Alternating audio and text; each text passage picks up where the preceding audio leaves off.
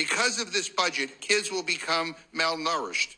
Because of this budget, grandparents will have to sell their houses to afford medical care. Because of this budget, more veterans will be homeless. Because of this budget, our nation will fall behind and our future will be less prosperous and worse off.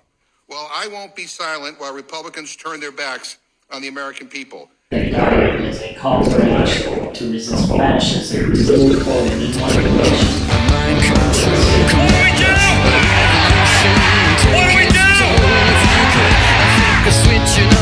I know what's going on in Palestine right now is not the dehumanization, it's the genocide, it's the ethnic cleansing of a specific people to take their land. Never before in my life have I called for mass protests, for mobilization, for disruption, but I am now.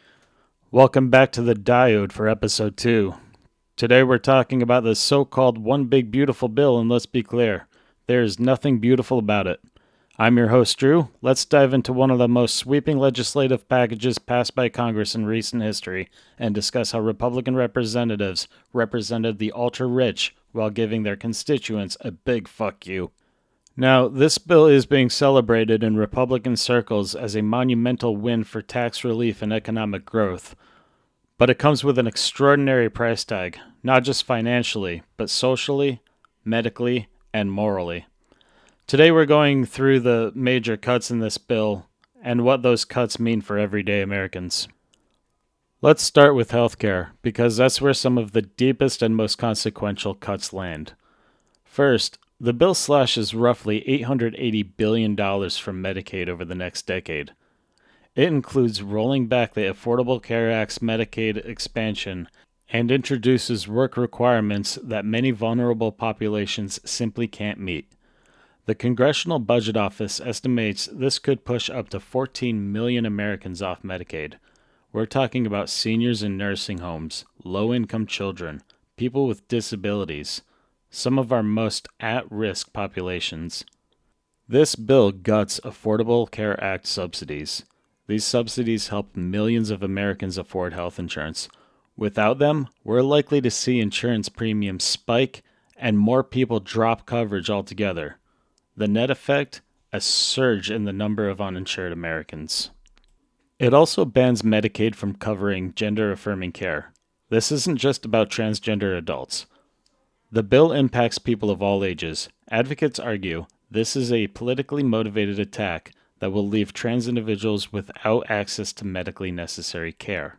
Planned Parenthood also takes a hit too. The bill eliminates all Medicaid funding for any clinic that provides abortion services, even though, by law, no federal dollars currently fund abortions. The broader impact is reduced access to contraception, cancer screenings, and STI testing for low-income people. Let's move on to food assistance. The bill carves out more than $230 billion out of the Supplemental Nutrition Assistance Program known as SNAP. It shifts most of the administrative and benefit costs to the states, which are often ill-equipped to manage them. This means smaller benefits, stricter eligibility, and more red tape. Food insecurity, particularly among children and the elderly, is expected to rise sharply. Education doesn't fare much better. Pell Grants, those lifelines for low-income college students, will now have tighter eligibility rules and say goodbye to federal student loans. We're essentially telling working-class students to take on crippling debt or forget about higher education.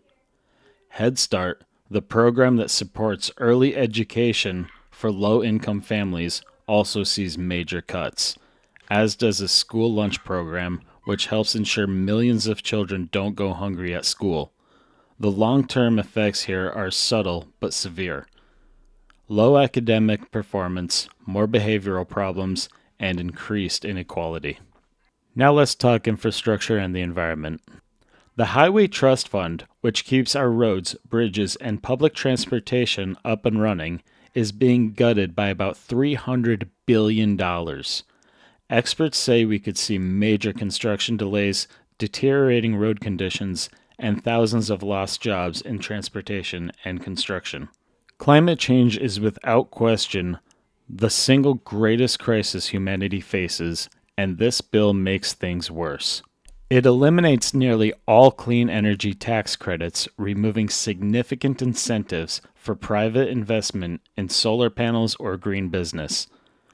The bill discourages the transition away from fossil fuels right when we should be accelerating toward clean energy as fast as we possibly can. On to cuts in defense spending. Oh, wait. They're not getting a cut. The Department of Defense is getting a massive $150 billion boost, passing the $1 trillion mark for the first time. This is said to be for extra drones, missile defense, and more. It raises some questions, though. Why are we expanding the budget for a department that has never passed an audit while claiming waste, fraud, and abuse to justify cutting funding that feeds children and provides medical care for United States citizens that fund these bastards' paycheck? Hey, I'm just asking questions. Here's the whole point of Republicans gutting these essential programs.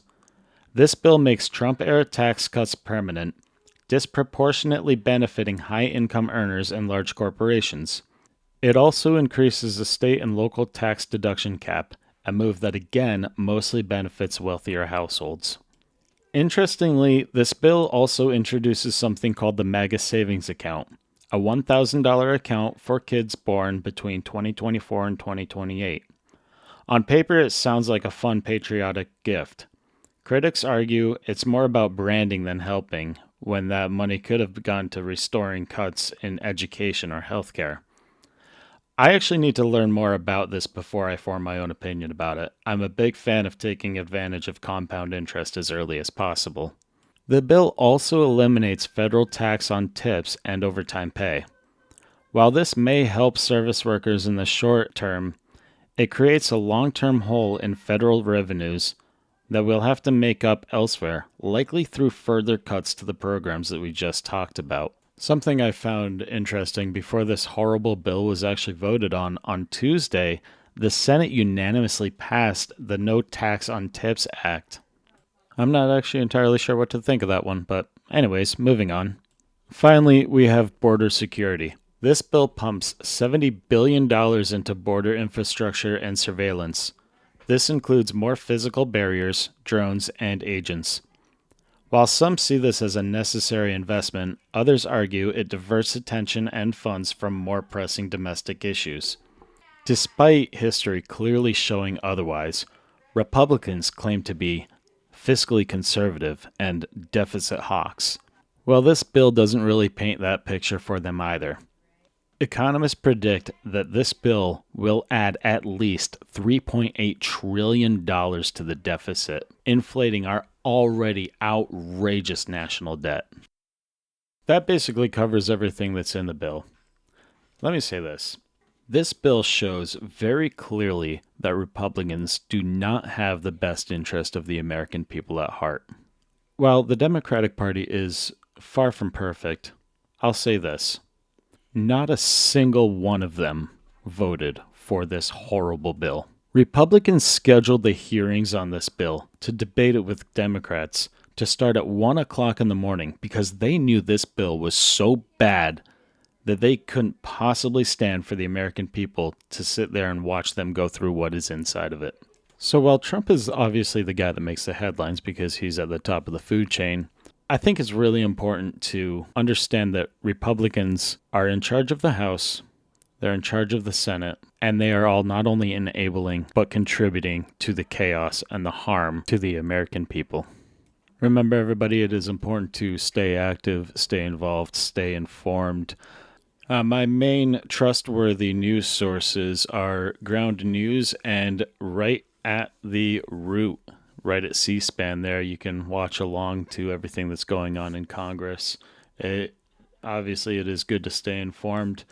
Upcoming are some protests scheduled for June 14th. I'm sure most people have heard of the 50-51 movement.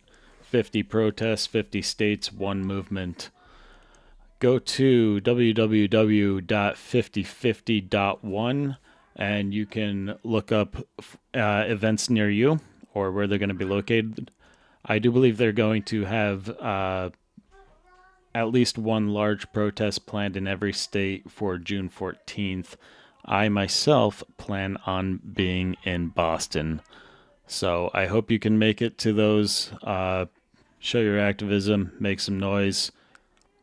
Don't get in too much trouble, but, cause some good trouble, as they say. That is it for episode 2 of The Diode with Drew. If you found today's breakdown helpful, please consider subscribing to it and sharing this with a friend who needs to know what's really going on in Washington, I guess. I will try to keep paying attention to it for you. We'll be back next week with a deep dive into something. Haven't quite figured out what I'm going to cover yet. Maybe whatever I'm going to cover hasn't happened yet, so we'll see. Until then, again, stay informed, stay engaged, and always read the fine print.